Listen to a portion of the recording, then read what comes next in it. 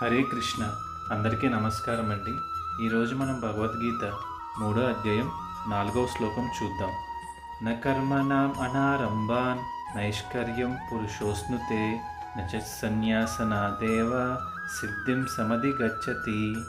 అర్థం: కేవలం కర్మ చేయకుండా ఉండడం ద్వారా ఎవరూ కూడా కర్మఫలము నుండి విముక్తిని సాధించలేరు. అదేవిధంగా ఎవరూ కూడా కేవలం సన్యాసము ద్వారా పరిపూర్ణత్వమును సాధించలేరు అని శ్రీకృష్ణ భగవానుడు అర్జునుడితో అంటున్నారు. ప్రతి మనిషి కూడా ప్రతి క్షణం ఏదో ఒక పని చేస్తూ ఉంటాడు. కనీసం తాను బతకడానికి కోసమైనా ఏదో ఒక పని చేస్తాడు.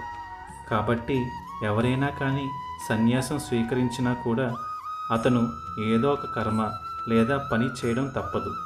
కాబట్టి సన్యాసం తీసుకున్నంత మాత్రాన అతను కర్మఫలము అంటే అతను చేసిన పని ద్వారా అతనికి కలిగేటటువంటి పాపపుణ్యాలు నుండి విముక్తిని పొందారు అని చెప్పకూడదు. కాకపోతే అతను సాధారణ మానవుల కంటే భౌతికమైనటువంటి కర్మలు తక్కువ చేస్తారేమో కానీ పూర్తిగా కర్మలు చేయకుండా ఉండలేరు. కేవలం ఎవరైతే వారు చేస్తున్నటువంటి పనిని లేదా కర్మని శ్రీకృష్ణ భగవానునికి అర్పిస్తూ చేస్తారో వారు మాత్రమే కర్మఫలము నుండి విముక్తిని పొందుతారు.